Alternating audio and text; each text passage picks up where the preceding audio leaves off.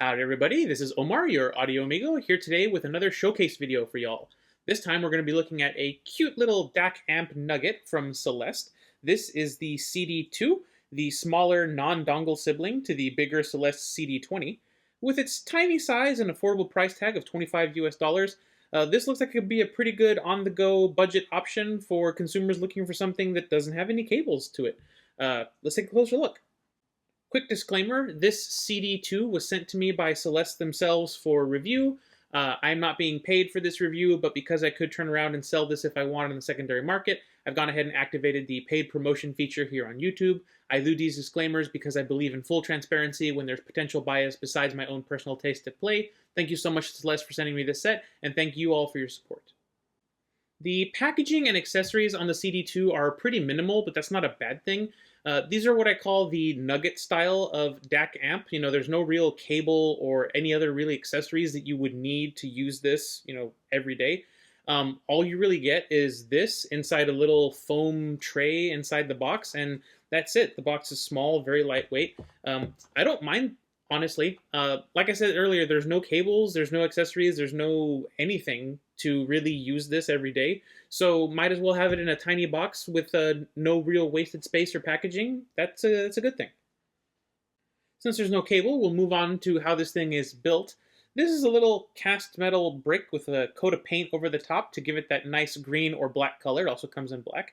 The USB C connector does have a seam on it, which means it's stamped and formed rather than drawn, which is a minor thing, but it's something to point out. I know some people actively avoid things that have these seamed connectors on them. I really don't care all that much, but it's something to point out. The connector itself sits on this little pedestal, which helps people who have bigger or thicker phone cases get it in there if the opening is a bit smaller than usual. The 4.4 millimeter connector is here on the right side of the unit, and the 3.5 millimeter connector is here on the bottom. I'll talk a little bit more about this in the usability section, but I feel like this is an interesting place to put these ports. Overall, this is a very solid, weighty little device. It's not super heavy, but it feels nice and solid in the hands. It feels like it could easily survive bumps, scrapes, drops, and a life sort of living in a pocket or in a backpack full of other things. Alright, let's get into the specifications on this. The Celest CD2 features the tried and true combination of the Connexent CX31993 DAC chip and a Maxim Max 97220 amp. This combo is featured in tons of great budget dongle DACs, so seeing it here on the CD2 is really not a surprise. The Connexent chip is capable of decoding DSD-128 files and can handle 32-bit FLAC files at up to 284 kilohertz. Something that the Celest CD2 doesn't do is support microphone pass-through and inline controls. I did try it on a couple of different cables that I had. It's an interesting omission from a user experience perspective for something that's going to live plugged into a phone its whole life. Not having that is kind of a head-scratcher. On the power front, however, the CD2 has no issues powering the most power-hungry IEMs in my collection. One thing that I will mention, the 4.4 millimeter jack here is a convenience 4.4 millimeter output. It is not a true balanced output. It does not provide any extra power compared to the 3.5 millimeter jack. I tested it using a modular cable, and they are receiving the same output. There was no change in volume for either, depending on which output you use. The KZPRX, the 7 Hz Alua, the QKZX HBB, the Hades, the Score Luna, the CD2 had zero problems powering any of these. To test battery draw and operating temperature, I charged my Sony Xperia X Compact until my USB ammeter showed no more charge entering the battery. Then I took the most power-hungry headphones in my collection, the SJY Moonlights here, and I went ahead and hooked them up to the CD2, cranked the volume to max, and set the player on shuffle, left it alone for an hour. After an hour, I came back to see how much the battery had drained and how hot the unit was. Results, the CD2 had drained the battery down to 87%, and it was sitting at 9.8 degrees above ambient temperature. That's in Fahrenheit. It does sound warm, but honestly, if you look at the thermal photo that I took using my potato quality thermal camera, the phone is actually warmer to the touch than the DAC, and neither of them are what I would call warm or hot to the touch. They're 100% fine to handle. This is not the kind of DAC that gets super hot that you want to be careful grabbing carelessly. In terms of power, it was able to push the SJY Moonlights to a maximum level of 88.8 decibels measured at 1 kilohertz that was C weighted. That's plenty for me personally to listen to. I know some folks might want a little bit more headroom, but for me it was fine. If you do have some of those edge case headphones that require even more power than these, I would be looking at something with a little bit more power output. So that's going to cost more money. So it's a bit of a trade-off there. As far as weight goes, as I said, the CD2 is a little bit heavier than I was expecting. It comes in at 21 grams on my scale. Yeah, it's heavier than I expected, but it doesn't really add all that much to your everyday carry load as far as I'm concerned. Overall, it's a pretty good little unit in terms of specifications and power. In terms of user experience and setup, this is about as easy as it gets. You take your phone, you take the CD2, you plug it in, and you're off to the races. Volume control is done through the phone's volume. There's no volume knob or buttons anywhere on the unit. I had no issues with compatibility with any of my Android or iOS devices. All of the playing apps and streaming services that I tried had no issues passing through their full quality audio to this thing. As I mentioned, surface temperature on this is a non-issue. I could touch it, no problem. And I will say, as long as you have a good grip on the device, plugging and unplugging both 4.4 and 3.5 cables is really no problem at all. I would recommend taking it off of your device if you are going to plug in some of the larger cables, just because I don't like putting strain on that USB C connector, especially since it is the type with the seam rather than the drawn kind. These tend to be a little bit less sturdy. But yeah, this is easier than to have it plugged into the device in my experience. Speaking of the connectors, put that to the side. Having the connector on the bottom makes for some interesting usability things you need to keep in mind. If you listen to your device or watch content on a stand, for example, and you have the 4.4 plugged in, you might consider reversing the device so that the cable goes like this rather than on the bottom, so that there's less stress on the cable. Similarly, if you're going to be using it in portrait mode while listening to music, and this stand isn't really the best example for this, but if you have it plugged in here and then here at the bottom, that's going to be a bit of a stress point for the cable there. And I don't like doing that. I prefer babying my cables, even if they have a nice strain relief. So keep that in mind if you do a lot of your listening on shorter stands like this in portrait mode. Using a 3.5 is going to be not ideal. If you do most of your content consumption in handheld mode, similar, the 4.4 probably would be easier coming out of the top if you're going to be holding it like this rather than the bottom of your hand, or you can just rock it like that with one hand. Just if you're going to swap to the 3.5, that is not exactly the most ergonomic thing. That is better, but depending on how strong your wrists and your arm are, that could get tiresome after a while. So just keep that in mind if you're shopping for these DAC nuggets. The CD2 does have the 3.5 mil on the bottom. For me, it wasn't really that big of an issue. Like I said, I use a stand most of the time, and I have a lot of modular cables, and the stuff that I have that's 3.5, I can just use a right angle connector. It's not really that huge of a deal, but it is something that you'll want to keep in mind if you're shopping for something like this. Touching really briefly on how the CD2 sounds. Honestly, if you've heard the CX31993/MAX97220 combo on another DAC amp before this, then this will sound, very familiar. I personally don't have a lot of experience with that combo. I just don't have anything in that price range with those chips. The combo came off as pretty transparent to me. I didn't think it added any really warmth or body to my headphones. Neither did it increase any sparkle or sharpness in the treble. It just was fairly neutral, which is good. I tend to prefer neutral or transparent sources most of the time, so this sound profile on here suited me quite well.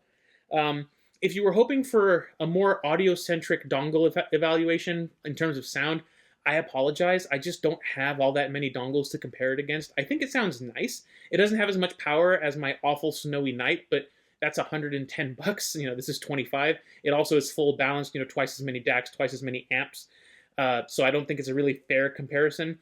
I don't think that this sounds deficient in any way in terms of experiencing the music. There's no noise in very quiet moments, even when driving these at full power. And as I said, it drove these two to a level where I was able to listen to them just happily. I didn't feel like it was holding these two back in any way. Spent a lot of time with these two with these. It was quite nice. And I know I'm a lower volume listener. Some people might want a bit more power, but for me, honestly, it was just fine. So this is a good little DAC nugget, as I'm going to try to coin the phrase.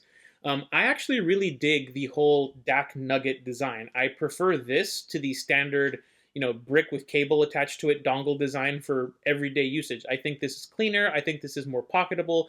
I think this is just for me and my, use case every day. I think this is a better option than a standard dongle. I wish they would make more of these because as far as I know, there's only one other DAC nugget sort of on the market.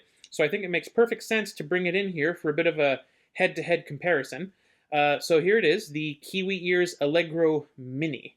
Now, in terms of specifications, these two are far, far more alike than they are different. Both have 4.4 and 3.5 millimeter jacks on them. Both the 4.4s are convenience and don't provide any additional power like I discussed earlier. Both support 32-bit FLAC at up to 284 kilohertz, as well as DSD-128. Both cost $25, both have a metal build, and neither of these support inline microphones or inline controls. While the Celest tells you exactly which chips it's using, the Allegro Mini does not, and the only reference I could find is that they're using some sort of custom chipset here. As I mentioned, they support the same audio formats, and they actually provide an extremely similar power output.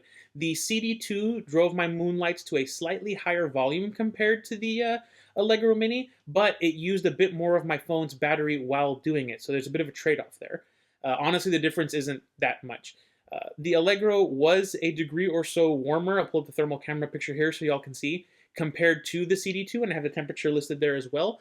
But the Allegro weighs less than half of what the CD2 does, so some of that material is probably heat sinking.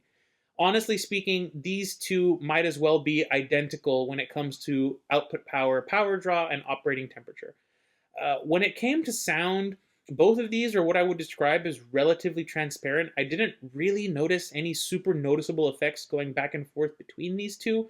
They really sound very similar to me with my gear and the tracks that I was using. The weight is really only an issue if you're going handheld mode all the time. The CD2 is, like I said, twice as heavy. The biggest difference, honestly, between these two is the form factor and the overall design. The Allegro Mini, as you can see here, is a little bit shorter. Let me see if I can get these lined up. A little bit shorter, and it's also wider. The CD2 is a bit taller, and overall, they're the same sort of thickness. You can see both of them have the connector sort of trained on one side of the body there.